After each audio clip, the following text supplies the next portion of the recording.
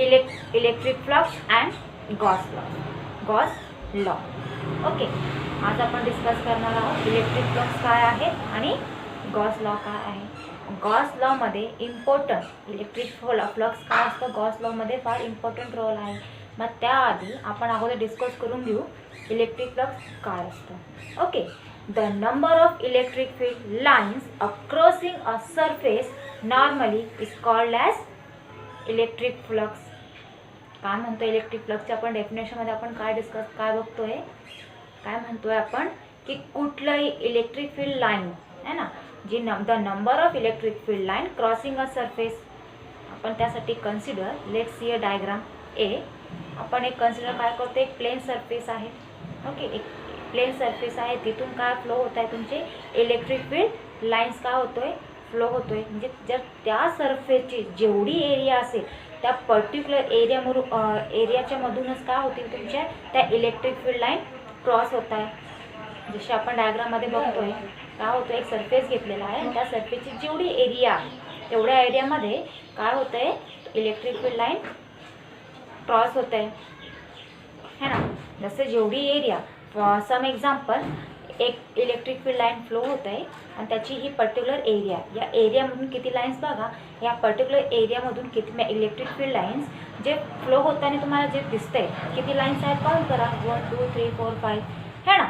आता ती एरिया आपण इथे जर ड्रॉ केली, आता किती दिसतंय, 1 2 3 4. म्हणजे जशी जशी तुमची एरिया वाढेल तशी तशी तुमची काय असेल, इलेक्ट्रिक फील्ड लाईन काय होईल तुमची क्रॉसिंग. म्हणजे जी इलेक्ट्रिक फील्ड लाईन आहे, जी तुमची काय आहे, इलेक्ट्रिक फील्ड लाईन आहे किंवा इलेक्ट्रिक फ्लक्स जे आहे तो कशावर डिपेंड आहे, सरफेसवरती, त्याच्या एरियावरती है ना.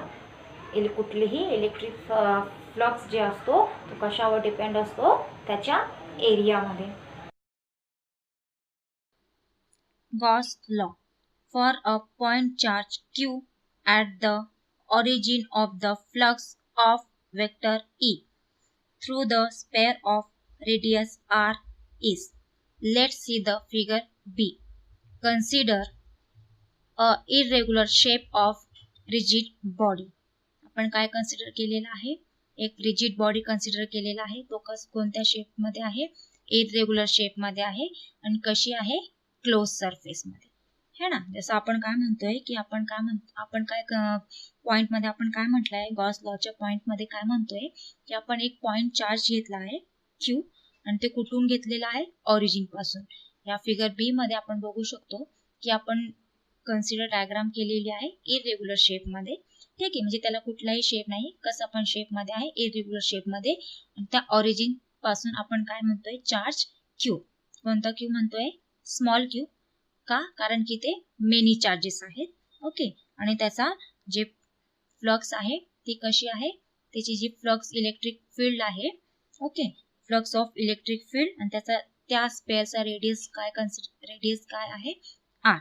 Okay, integration of close surface vector of E into dA.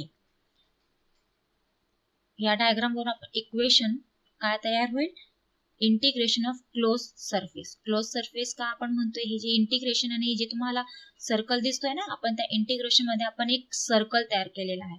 म्हणजे तो सर्कल जे आहे तो आपण कशामुळे आपण कन्सिडर करतोय, कारण की आपली जी फिगर बी मध्ये आपली डायग्राम कशी आहे, क्लोज डायग्राम आहे है ना, क्लोज सरफेस मध्ये आहे. त्याच्यामुळे आपण काय करतोय, कन्सिडर इंटिग्रेशन मध्ये एक सर्कल तयार करतोय. त्याने म्हणून आपण काय म्हणू शकतो की कोणती सरफेस आहे, क्लोज सरफेस आहे. ओके, आणि त्या क्लोज सरफेसचा जे त्या क्लोज सरफेस मधून चार्ज आहे त्याच्यामधून जे इलेक्ट्रिक फील्ड आहे, त्या इलेक्ट्रिक फील्ड आणि त्याची पर्टिक्युलर एरिया, जी तुम्हाला त्याचा एरिया, त्या एरियावरून जे तुम्हाला काय मिळते, इलेक्ट्रिक फील्ड, आपण जसं फिगर ए मध्ये कन्सिडर केलेला होता त्याच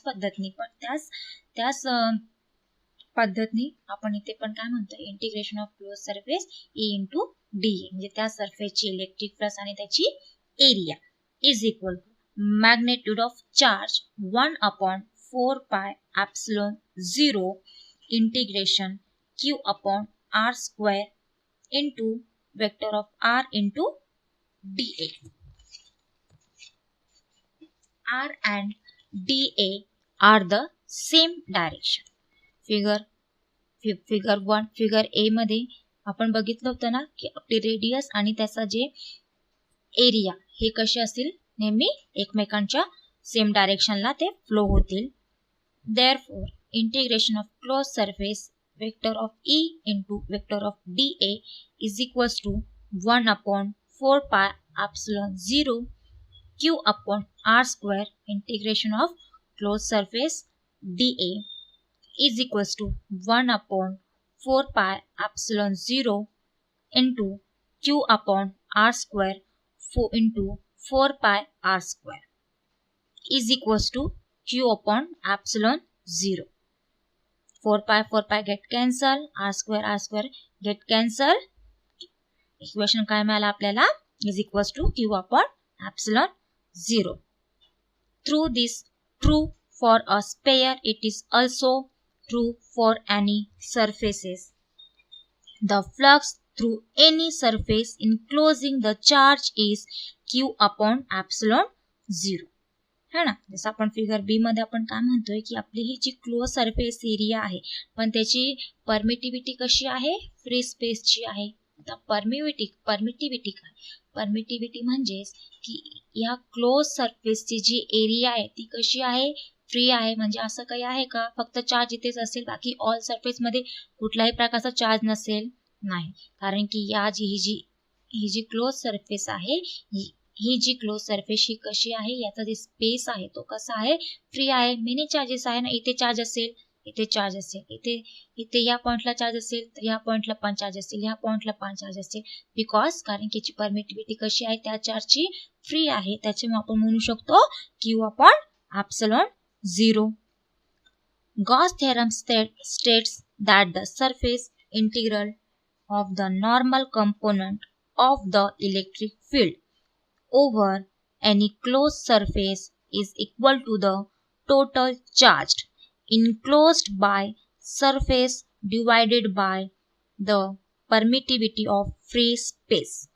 Integration of closed surface vector E into vector dA is equals to capital Q inclination upon epsilon 0. जसं आपण आता जस्ट स्टेट्स बघितला गॉस थेरमचा, त्याच्यामध्ये आपण काय म्हणतोय की over any close surface is equal to the total charge enclosed by surface divided by the permittivity of free space. जी क्लोज सरफेसची काय कशाने डिवाइड करायचं, त्या सरफेसला कशाने डिवाइडेड करायचं आहे, टोटल चार्ज आणि त्या परमिटिव्हिटीच्या फ्री स्पेसने. तर आपल्याला आपला गॉस लॉचं इक्वेशन माहित आहे काय आहे, integration of close surface vector E into dA is equals to capital Q inclination of epsilon 0. Where Q inclination काय आहे, मग Q इन्क्लिनेशन आहे total charge of enclosed with in the surface. आपण जे कॅपिटल Q घेतलेला आहे Q आणि त्याच्या सफिक्स मध्ये दिसतं ना ENCL म्हणजेच काय की त्या टोटल चार्जचा इन्क्लिनेशन. आपण Q इन्क्लिनेशन म्हणजेच काय म्हणतोय की त्या टोटल चार्जची इनक्लोज्ड आहे, कशाची आहे, with in the surface. Equation काय होईल, टोटल चार्ज म्हणजे टोटल चार्जला आपण कशा डिनोट करतोय, Q नी. Q inclination is equals to Q1 plus Q2 plus Q3 so on म्हणजे n पर्यंत आहे ना, म्हणजे अनलिमिटेड आहे ना, n पॉवर पर्यंत आपण म्हणू शकतो. म्हणजे Q1 plus Q2 plus Q3 dot dot dot Qn. Many charges आहेत ना आपल्याकडे.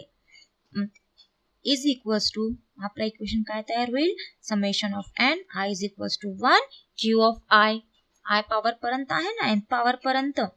दिस equation to as the integral from the Gauss law using the divergence of theorem.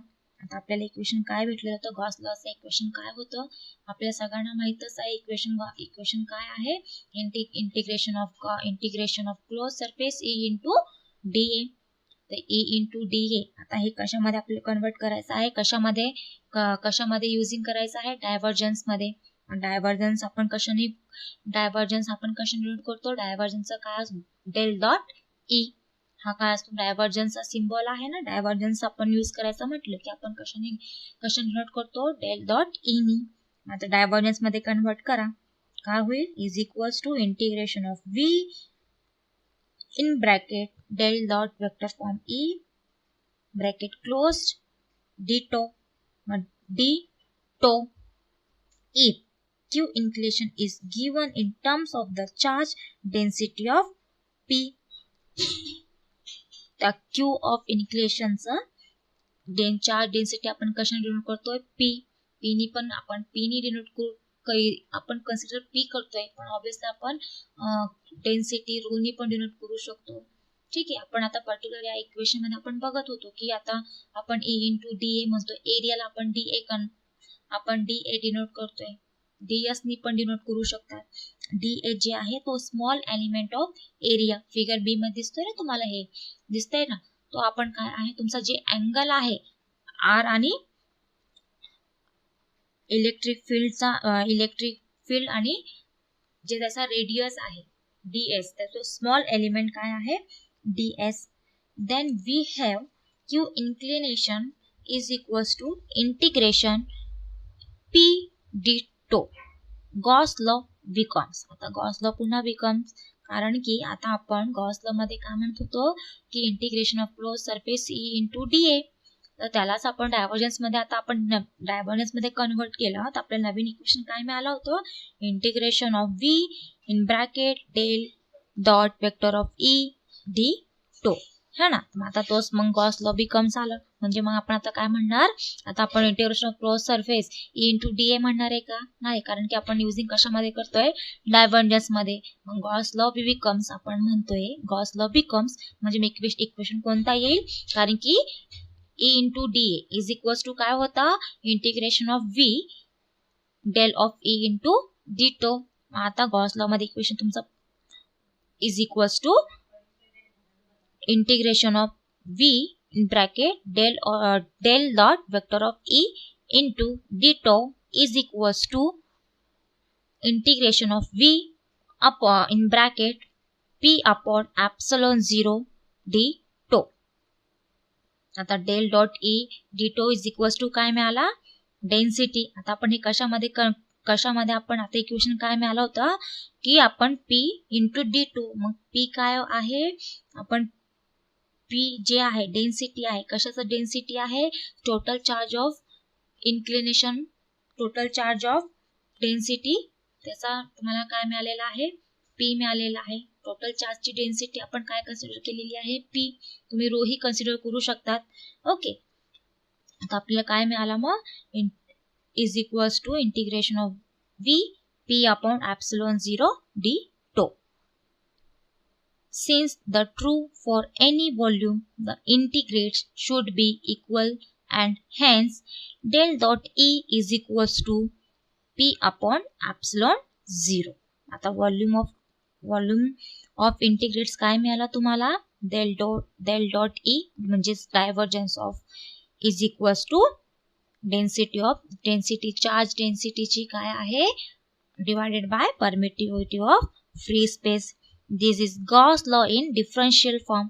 The differential form Gauss law जी तुम्हाला ही equation मिळाला आहे आता तुम्ही काय म्हणून आता याचा कशाचा फॉर्म मध्ये कन्वर्ट करायचा आहे डिफरन्शियल फॉर्म मध्ये for a chain situated outside the surface integration of closed surface e into da is equals to 0 है ना. म्हणजे chain situated outside the surface outside सरफेसचा आपल्याला काय भेटलं आहे integration of e into da is equal to 0. आता 0 का कारण की आपण जी ही डायग्राम आपण फिगर बी डायग्राम आपण जी कन्सिडर केलेली आहे त्याच्यामध्ये तुम्हाला अँगल कितीचा मिळतोय 90 चा अँगल है ना cos 90 कारण cos 90 का कारण की जी त्याची एरिया आहे जे da आहे किंवा ds म्हणा तो किती आहे व्हेरी स्मॉल आहे है ना. त्याच्यामुळे आपण काय म्हणतोय ती जी अँगल आहे e between the e and ds तसा जे अँगल आहे तो अँगल कितीचा आहे 90 चा अँगल आहे. आपण असं हे इक्वेशन म्हणू शकतो ना integration of close surface e into da त्याचा अँगल इज इक्वल्स टू त्याचा डॉट फॉर्म मध्ये आपण जर बघितलं वेक्टरमध्ये आपण जर बघितलं आपण म्हणू शकतो integration of close surface E into dA cos theta. Cos theta, मग कॉस थिटाचा कॉस 90. पुन्हा आपण काय म्हणू शकतो integration of close surface E into dA cos 90. मग कॉस 90 ची व्हॅल्यू काय असते 0.